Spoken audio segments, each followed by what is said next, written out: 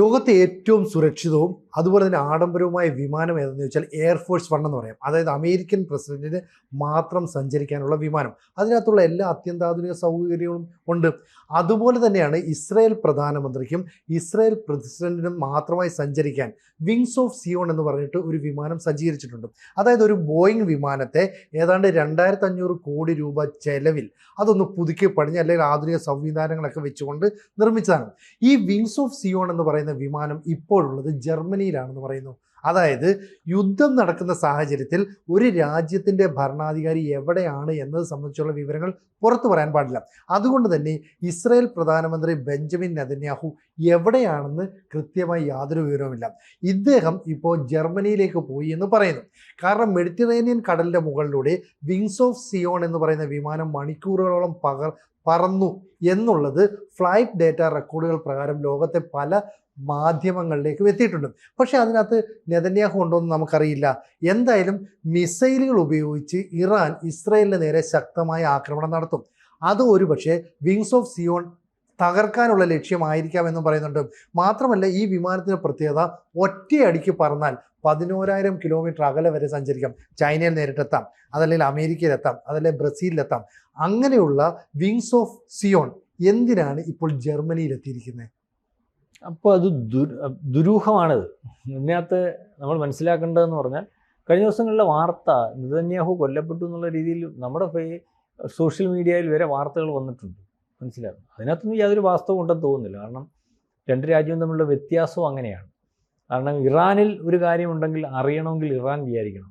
പക്ഷേ അമേരിക്കയിലും ഇസ്രായേലിലും ഇന്ത്യയിലുമൊക്കെ ഈ ജനാധിപത്യ സംവിധാനം സുതാര്യമായതുകൊണ്ട് ഒരു കാര്യം മറച്ചു വയ്ക്കുന്ന ഒരവസ്ഥയിൽ മറച്ചു വയ്ക്കേണ്ട കാര്യമില്ല, അങ്ങനെ നടക്കത്തുമില്ല. അപ്പോൾ അതല്ല. പക്ഷേ ഇതിനകത്ത് നെതന്യാഹുവിനെ ശരിക്കും നമ്മൾ കാണുന്നില്ല. നെതന്യാഹു പ്രത്യക്ഷത്തിലില്ല. നേരത്തെ പല യുദ്ധങ്ങളിലും നെതന്യാഹു നമ്മൾ വാർത്താ മാധ്യമങ്ങളിൽ യുദ്ധ സമയത്ത് തന്നെ നെതന്യാഹു പലയിടത്തും വന്ന് യുദ്ധത്തെ നിയന്ത്രിക്കുന്നത്, അവർക്ക് പറ്റുന്ന കേടുപാടുകൾ നേരിട്ട് വിലയിരുത്തുന്നതൊക്കെ ലോക അല്ലെങ്കിൽ മാധ്യമങ്ങളിലും അല്ലെങ്കിൽ അന്താരാഷ്ട്ര മാധ്യമങ്ങളിലും ഒക്കെ ലൈവായിട്ടും അല്ലെങ്കിൽ റിപ്പോർട്ട്. പക്ഷേ ഈ യുദ്ധത്തിൻ്റെ മൂർച്ഛന്യാവസ്ഥയിൽ അല്ലെങ്കിൽ യുദ്ധം ഭയങ്കരമായിട്ട് നടക്കുന്ന സമയത്ത് നെതന്യാഹു എന്ന് പറയുന്ന ആൾ അത്തരത്തിൽ ഒരു പ്രസ്താവനയോ കാര്യങ്ങളോ ഒന്നും പഴയതുപോലെ നടത്തുന്നില്ല. ട്രംപ് പലതും നടത്തുന്നുണ്ട്. ട്രംപ് അമേരിക്കയിൽ നടത്തുന്നു. അപ്പം വളരെ കരുതലോടുകൂടിയാണ് കാര്യങ്ങൾ. കാരണം നിസ്സാരക്കാരല്ല ഇറാൻ. ഏതർത്ഥത്തിലും ഏത് രീതിയിലും പകരം ചോദിക്കുന്നതിന് പല്ലിന് പല്ല്, കൈക്ക് കൈ അല്ലെങ്കിൽ എന്നുള്ള ഒരു രീതിയുണ്ടല്ലോ. അപ്പം അവരുടെ ലക്ഷ്യം അവരുടെ ഖമേനിയെ വധിച്ചതിന് ശേഷം നെതന്യാഹുവിനെ വധിക്കുക എന്നുള്ളതാണല്ലോ. അല്ലെങ്കിൽ അത്തരത്തിലേക്ക് പോലും സംസാരിച്ച് കഴിഞ്ഞിരിക്കുന്നു ഇറാൻ എന്ന ഉള്ള രീതിയിലേക്കാണ് നമ്മൾ കാര്യങ്ങൾ കാണുന്നത്. അപ്പം എയർഫോഴ്സ് വണ്ണിൻ്റെ കാര്യം സിനു പറഞ്ഞു. ഏത് അമേരിക്കൻ പ്രസിഡന്റ് വിമാനം, അതേ രീതിയിലുള്ള വിമാനമായത്. അമേരിക്കൻ പ്രസിഡന്റിൻ്റെ അതേ രീതിയിലുള്ള സുരക്ഷാ സംവിധാനങ്ങൾ എല്ലാം ഒരുക്കിയിട്ടുള്ള, അതിനകത്ത് നിന്ന് മിസൈൽ വിടാൻ സംവിധാനമുള്ള, അല്ലെങ്കിൽ ഈ മിസൈലുകൾ പോലും ഏൽക്കാത്ത, അല്ലെങ്കിൽ എല്ലാ രീതിയിലും സുരക്ഷിതമായിട്ടുള്ള വിമാനമാണ് ഈ വിമാനം. ഒരു പക്ഷേ ഉപയോഗിക്കുന്ന യുദ്ധത്തിൻ്റെ മൂർച്ഛന്യാവസ്ഥയിൽ മൊത്തം തകർന്നു പോയാൽ പോലും യുദ്ധം ചെയ്യുന്നതിന് ഒരു അമേരിക്കൻ പ്രസിഡന്റ് അല്ലെങ്കിൽ അതിന് നേതൃത്വം കൊടുക്കുന്നതിന് ഒരു വിമാനത്തിൽ നിന്ന് സാധിക്കുന്ന രീതിയിലൊക്കെ ഉള്ള എല്ലാ സാങ്കേതിക വിദ്യയും അല്ലെങ്കിൽ അവിടെ നിന്ന് നിയന്ത്രിക്കാൻ പറ്റുന്ന എല്ലാ രീതിയിലൊക്കെ ഉള്ള ഒരു വിമാനം. ഈ വിമാനം അവിടുന്ന് പറന്നു പോയിരിക്കുന്നു. ഈ വിമാനം നെതന്യാഹുവിൻ്റെ കുടുംബവുമായിട്ടാണ് പറന്നു പോകുന്ന വാർത്ത വരുന്നു. അതിന് വ്യക്തതയില്ല, അല്ലെങ്കിൽ ഇത് പറയുന്നതാണ്, ഊഹിക്കുന്നതാണ്. ഈ വിമാനം ഒരുപക്ഷെ നെതന്യാഹു ജർമ്മനിയിലേക്ക് പോയോ, ജർമ്മനിയിൽ ഇരുന്നാണോ കാര്യങ്ങൾ തീരുമാനിക്കുന്നത്, അല്ലെങ്കിൽ ജർമ്മനിയിൽ ഈ വിമാനം കൊണ്ടിട്ടേക്കുന്നത് എന്തിനാണ്? അപ്പം നമ്മൾ അതിനകത്ത് ആശങ്ക എന്ന് പറഞ്ഞ ചോദ്യം. വിമാനം അത്യാവശ്യവും ഇദ്ദേഹം ഇസ്രയേലിൽ ഉണ്ടെങ്കിൽ അത്യാവശ്യം ഇദ്ദേഹത്തിന് അവിടെ നിന്ന് അങ്ങോട്ടോ ഇങ്ങോട്ടോ ഏതെങ്കിലും കാരണവശാൽ മാറണമെങ്കിൽ, അല്ലെങ്കിൽ ഈ വിമാനം ഇത്രയും വലിയ വലിപ്പത്തിൽ മൂർച്ഛന്യാവസ്ഥയിൽ ഒരു യുദ്ധം നടക്കുമ്പോൾ അവർക്ക് പല വിമാനങ്ങളുണ്ട്, എയർഫോഴ്സിൻ്റെ പല വിമാനങ്ങളുണ്ട്, സുരക്ഷിതമായ സംവിധാനങ്ങളുണ്ട്. പക്ഷേ ഏറ്റവും സുരക്ഷിതമായിട്ട് ഏറ്റവും നല്ല രീതിയിൽ കൈകാര്യം ചെയ്യുന്നതിന് വേണ്ടിയും അടിയന്തര ഘട്ടത്തിൽ ഉപയോഗിക്കുന്നതിന് വേണ്ടിയുമുള്ള വിമാനം ജർമ്മനിയിൽ കിടക്കുമ്പോൾ നെതന്യാഹു എവിടെ? അല്ലെങ്കിൽ അത്തരത്തിലുള്ള ഒരു കാര്യങ്ങൾ വരുന്നത്. നെതന്യാഹുവിന് മരണം സംഭവിച്ചു എന്നുള്ളതല്ല, അദ്ദേഹം ഇവിടെ അദ്ദേഹത്തിൻ്റെ രാജ്യത്ത് തന്നെ ഉണ്ടോ, ബങ്കറിലുണ്ടോ, അല്ലെങ്കിൽ ഏത് രീതിയിലാണ്, എന്തിന് ഈ വിമാനം? സുരക്ഷാ കാരണങ്ങൾ പറഞ്ഞ് ഒരുപക്ഷെ അവിടെ നിന്ന് മാറ്റിയിരിക്കുന്നതാണെങ്കിലും കയ്യെത്താ ദൂരത്താണല്ലോ, ജർമ്മനിയിൽ വളരെ ദൂരെയാണല്ലോ കിടക്കുന്നത്. അപ്പോൾ ആവശ്യമെങ്കിൽ ഉപയോഗിക്കണമെങ്കിൽ എന്ത് ചെയ്യും? ആ രാജ്യത്തെ ഭരണാധികാരികൾക്ക് യുദ്ധം ഏതൊക്കെ രീതിയിൽ ഏതൊക്കെ കാര്യങ്ങളിലേക്ക് മാറും, അല്ലെങ്കിൽ ഏതൊക്കെ രീതിയിലേക്ക് മാറുമെന്നും പറയാൻ പറ്റുന്നില്ല. അപ്പം ആ പ്രതിസന്ധി എങ്ങനെ തരണം ചെയ്യും? ഈ രീതിയിലേക്കൊക്കെ ലോകത്തെ ആശങ്കപ്പെടുത്തിക്കൊണ്ടിരിക്കുന്ന, അല്ലെങ്കിൽ എന്നും ലോകത്തെ അത്ഭുതപ്പെടുത്തിക്കൊണ്ടിരിക്കുന്ന, എന്നും ലോകത്തിന് മനസ്സിലാവാത്ത രീതിയിൽ നീങ്ങിക്കൊണ്ടിരിക്കുന്ന, അല്ലെങ്കിൽ അത്തരത്തിൽ യുദ്ധം ചെയ്തുകൊണ്ടിരിക്കുന്ന ഒരു രാജ്യം, ഈ വിമാനവും ഈ നിങ്ങൾ പറഞ്ഞതുപോലെ വിങ്സ് ഓഫ് സിയോൺ എന്ന വിമാനവും ജർമ്മനിയും നെതന്യാഹുവും ഇസ്രായേലും ഒക്കെ വീണ്ടും ഞെട്ടിപ്പിക്കുകയാണ്, ചുറ്റിപ്പിക്കുകയാണ്. ഏതായാലും അദ്ദേഹത്തിൻ്റെ വിമാനം ജർമ്മനിയിലാണ്. അനാഥപ്രേതം പോലെ വിമാനം കുറേ ദിവസങ്ങളായിട്ട് കിടക്കുന്നു. ഈ വിമാനത്തിൽ എന്താണ് കടത്തിയത്? നെതന്യാഹു പോയിട്ടുണ്ടോ അതോ അദ്ദേഹത്തിൻ്റെ കുടുംബമാണോ പോയിട്ടുണ്ടോ? ഏതായാലും വിമാനം ചുമ്മാതെ പറന്ന് ജർമ്മനിയിൽ ഇറങ്ങിയതല്ല, എന്നാൽ മറ്റു പല രാജ്യങ്ങളിലും പോയിക്കൂടെ, അതായത് അമേരിക്ക കൊണ്ടുപോകും. അപ്പോൾ ഇതിനകത്ത് എന്തോ ഒരു ലക്ഷ്യമുണ്ട്. അത് ഇസ്രായേലിന് മാത്രം അറിയാവുന്ന ലക്ഷ്യം. നെതന്യാഹു എവിടെ എന്നുള്ള ചോദ്യം ലോകത്തുയരുകയാണ്. അതിനകത്ത് ഇസ്ലാമിസ്റ്റ് ഹാൻഡിലുകൾ അല്ലെങ്കിൽ അത്തരത്തിലുള്ള തൽപരക്കാർ നെതന്യാഹു മരിച്ചിരിക്കുന്നു എന്നുള്ള രീതിയിലേക്കുള്ള വാർത്തകൾ പറയും. ഇറാൻ്റെ പത്രത്തിൽ വന്നാണ്, അല്ലെങ്കിൽ വ്യക്തവരുത്തി പറഞ്ഞാണ്, അതുകൊണ്ടാണ് അദ്ദേഹത്തെ കാണാത്തതെന്നുള്ള രീതിയിലുള്ള പ്രചരണം. അതിനൊക്കെയുള്ള സാധ്യത വളരെ കുറവാണ്. പക്ഷേ വിമാനത്തിൽ എന്തോ ജർമ്മനിയിൽ എത്തിച്ചിട്ടുണ്ട്, ആരോ ജർമ്മനിയിൽ എത്തിയിട്ടുണ്ട്. ഈ നെതന്യാഹു എവിടെയാണ് എന്നതിനെപ്പറ്റി വ്യക്തതയില്ല.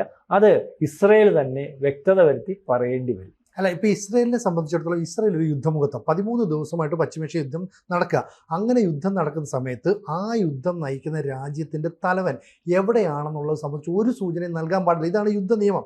അതുകൊണ്ട് തന്നെ ഈ നെതന്യാഹു ഇസ്രായേലിലുണ്ടോ അതോ ഇസ്രായേലിൽ പുറത്തു പോയോ എന്നുള്ളത് കാര്യത്തിൽ വ്യക്തതയില്ല. പിന്നെ ഒരു കാര്യമെന്ന് പറയുന്നത്, ഇറാൻ ഇപ്പോൾ പ്രചരിപ്പിക്കുന്നതും ബെഞ്ചമിൻ നെതന്യാഹു കൊല്ലപ്പെട്ടു, അതുകൊണ്ടാണ് അദ്ദേഹത്തെക്കുറിച്ച് വാർത്തകൾ കേൾക്കാത്തത്. കാരണം ഒരു രാജ്യത്തിൻ്റെ തലവൻ കൊല്ലപ്പെട്ടു എന്ന് പറഞ്ഞാൽ ആ രാജ്യത്തെ സൈനികരുടെ മനോവീര്യത്തെ ഇല്ലാതാക്കാൻ പറ്റും.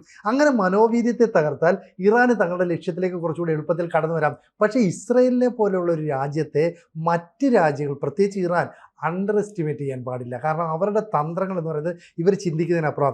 ഇറാൻ്റെ സഖ്യരാജ്യമാണ് ജർമ്മനി. അതുകൊണ്ടാണ് ജർമ്മനിയിലേക്ക് കൃത്യമായിട്ട് ഈ പറയുന്ന വിങ്സ് ഓഫ് സിയോൺ പോയിരിക്കുന്നത്. മാത്രമല്ല, ജർമ്മനിയിൽ ഇറങ്ങുന്നതിന് മുമ്പ് മെഡിറ്ററേനിയൻ കടലിൻ്റെ മുകളിൽ മണിക്കൂറുകളോളം ഈ വിമാനം പറക്കുന്നു എന്ന് പറഞ്ഞാൽ, അതായത് ഫ്ലൈറ്റ് ഡാറ്റ ഡിറ്റക്ട് ചെയ്യുന്ന റഡാറുകൾ ഉപയോഗിച്ച് ഇസ്രായേൽ പ്രധാനമന്ത്രിയുടെ വിമാനം ജർമ്മനിയിലേക്ക് പോകുന്നു എന്ന് ലോകത്തെ അറിയിക്കണം. അല്ലെങ്കിൽ ഇവർക്ക് രഹസ്യമായിട്ട് പോകാമായിരുന്നല്ലോ. ഇതിപ്പോൾ ഏതാണ്ട് പറയുന്നത് $20 കോടി ചെലവഴിച്ച് ഒരു വിമാനത്തെ ഇത്തരം ആധുനിക സജ്ജീകരണങ്ങളുള്ള സംഭവമാക്കി മാറ്റണം. ഇസ്രായേൽ പ്രധാനമന്ത്രിക്ക് ഇസ്രായേലിൽ ഇരുന്ന് വേണ്ട രാജ്യകാര്യങ്ങൾ നിർവഹിക്കാൻ ഈ പറയുന്ന വിങ്സ് ഓഫ് സിയോണിൽ ഇരുന്നാൽ മതി. എയർഫോഴ്സ് വണ്ണിൽ ഇരുന്ന് എങ്ങനെയാണോ ഡൊണാൾഡ് ട്രംപ് കാര്യങ്ങൾ നിയന്ത്രിക്കുന്നത് അതിന് സമാനമാണ്. അതായത് ഒരു ആണവ ആക്രമണം ഉണ്ടായാൽ പോലും പ്രതിരോധിക്കാൻ ഈ ബെഞ്ചമിൻ നെതന്യാഹു ഇതിനകത്തിരുന്ന് പറ്റും.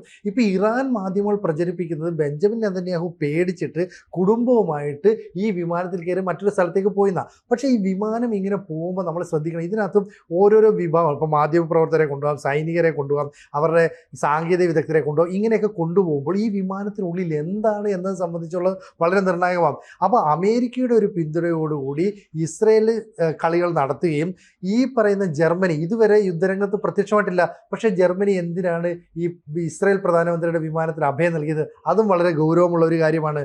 മാത്രമല്ല, ഒറ്റയടിക്ക് ഇപ്പോൾ ഇന്ധനം പോലും നിറയ്ക്കാതെ 10,000-11,000 കിലോമീറ്റർ അപ്പുറം അത്രയും പറക്കാൻ പോവുക എന്ന് പറഞ്ഞാൽ ആ വിമാനത്തിൻ്റെ ടെക്നോളജി എത്രത്തോളം മികച്ചതാണ്. അപ്പം നേരെ ചൈനയിൽ പോയി അഭയം തേടാം, അല്ലെ നേരെ ഈ പറയുന്ന അമേരിക്കയിൽ പോയി അമേരിക്കയിലേക്ക് പോകാം, എന്തിന് ബ്രസീലിലേക്ക് വരെ പോകാം. അപ്പോൾ മിസൈൽ ഉൾപ്പെടെയുള്ള ആയുധങ്ങൾ ഉപയോഗിച്ച് ഒരു കാരണവശാലും ഈ വിങ്സ് ഓഫ് സിയോണിനെ തകർക്കാൻ കഴിയില്ല. അത്രയും അത്യന്താധുനികമായ ആ വിമാനം അവിടെ നിന്ന് മാറ്റുന്നതിന് മറ്റൊരു റീസണാണ് ലോകത്തെ മാധ്യമങ്ങൾ പറയുന്നത്. കാരണം ഇറാന് അന്തവും കുന്തവും ഇല്ലാതെ ബാലിസ്റ്റിക് മിസൈൽ എടുത്ത് പ്രയോഗിക്കും. അങ്ങനെ ഇറാനിൽ നിന്ന് വിക്ഷേപിച്ചാൽ അമേരിക്ക വരെ ചെല്ലുന്ന ബാലിസ്റ്റിക് മിസൈലുകൾ ഉണ്ടെന്ന് ഡൊണാൾഡ് ട്രംപ് തന്നെ കഴിഞ്ഞ ദിവസം പ്രഖ്യാപിച്ചു. അതുകൊണ്ടാണ് ഞങ്ങൾ ഈ ബിഗ് വേവ് നടത്താൻ പോകുന്നത്. കാരണം ഞങ്ങൾക്ക് ഇനി നോക്കിയിരിക്കാൻ പറ്റില്ല. അത്തരത്തിൽ അന്തവും കുന്തവും ഇല്ലാത്ത ഒരു ആക്രമണം ഇറാൻ നടത്തിയാൽ ഒരുപക്ഷെ ഇസ്രായേൽ പ്രധാനമന്ത്രിയുടെ വിമാനത്തിന് കേടുപാടുകൾ സംഭവിക്കാം. അതിനെ എവിടെയും കൊണ്ട് ഒളിച്ചു വെക്കാൻ പറ്റില്ലല്ലോ. അത്തരം ഒരു ആക്രമണത്തിൽ നിന്ന് രക്ഷപ്പെടാൻ കൂടിയായിരിക്കാം ജർമ്മനിയിലേക്ക് ഇത് കൊണ്ടുപോയത്. അപ്പോൾ ജർമ്മനിയിൽ നെതന്യാഹു ഉണ്ടോ, നെതന്യാഹുവും ട്രംപും കൂടി ഇരുന്ന് ഇനി ജർമ്മനിയിൽ ഇരുന്ന് അടുത്ത ഓപ്പറേഷൻ പ്ലാൻ ചെയ്യുന്നു, ഇതൊക്കെ തന്നെ ദുരൂഹമായിട്ട് പേടിക്കാനല്ല. നെതന്യാഹുവിനെ എവിടാണെന്ന് അല്ലെങ്കിൽ എവിടാണെന്നുള്ളതിനെ പറ്റി ഒരറിവുമില്ലാത്ത ഇറാനായിപ്പോൾ ഉള്ളത്. ജർമ്മനിയിലാണോ, ഇസ്രായേൽ തന്നെ ഉണ്ടോ, മറ്റു വേറെ എവിടെങ്കിലും ആണോ എന്തിന്? അപ്പോൾ അതൊരു കൺഫ്യൂഷൻ. കാരണം ഇവർക്ക് ഇസ്രായേലിന് സാധിക്കുന്നത് പോലെയുള്ള സംവിധാനവും അല്ലെങ്കിൽ രഹസ്യാന്വേഷണ വിഭാഗവും അല്ലെങ്കിൽ അത്തരത്തിലുള്ള ടെക്നോളജി എത്ര പറയുമ്പോഴും ഇല്ല. അപ്പം അവർക്കും രഹസ്യാന്വേഷണ വിഭാഗമുണ്ട്. പക്ഷേ ഇവർക്കിടെ രഹസ്യങ്ങൾ കണ്ടെത്താൻ പറ്റുന്ന പ്രാപ്തമാണോ എന്നുള്ള കാര്യത്തിൽ സംശയമുണ്ട്. ഏതായാലും ഇവർ തേടുന്നത് നെതന്യാഹുവിനെയാണ്. ഇറാൻ ആദ്യം ആ തേടലിനകത്ത് കൺഫ്യൂഷൻ അടിപ്പിച്ച് ജർമ്മനിയിലാണോ ഇസ്രായേലിലാണോ എവിടെ ഇരുന്നാലും നെതന്യാഹു അറിയാമല്ലോ ഒരു പട്ടാളക്കാരൻ തന്നെയാണ്. അതായത് ആദ്യം അതിനകത്താണ് പണി ചെയ്തത്, പിന്നാണ് രാജ്യത്തിന് പരമാധികാരവും അല്ലെങ്കിൽ നേതാവുമായിട്ട് മാറി. ഏതായാലും ലോകം മൊത്തവും കൺഫ്യൂഷനിലാണ്. ഇസ്രായേൽ പ്രധാനമന്ത്രി എവിടെയാണെന്ന് ഉള്ള കാര്യത്തിൽ ഇറാൻ ഭയപ്പെടുന്നു. ഇറാന് പോയിന്റ് ചെയ്യാൻ അല്ലെങ്കിൽ അവർ ഈ ഖമേനിയെ പോയിന്റ് ചെയ്യാൻ പറ്റുന്ന ഒരു അവസ്ഥയിലേക്കല്ല. ജർമ്മനിയിലുണ്ടോ ഇസ്രായേലിലുണ്ടോ വിമാനം, എന്തുകൊണ്ട് അവിടെ, ആരെയും കൊണ്ടുപോയി, എന്തിനു പോയി, ഇതെല്ലാം ദുരൂഹമാണ്. കൂടുതൽ വാർത്തകളും വിശേഷങ്ങളും നിങ്ങളിലേക്ക് എത്താൻ ABC മലയാളം സബ്സ്ക്രൈബ് ചെയ്യുക, ബെൽബട്ടനും അമർത്തുക.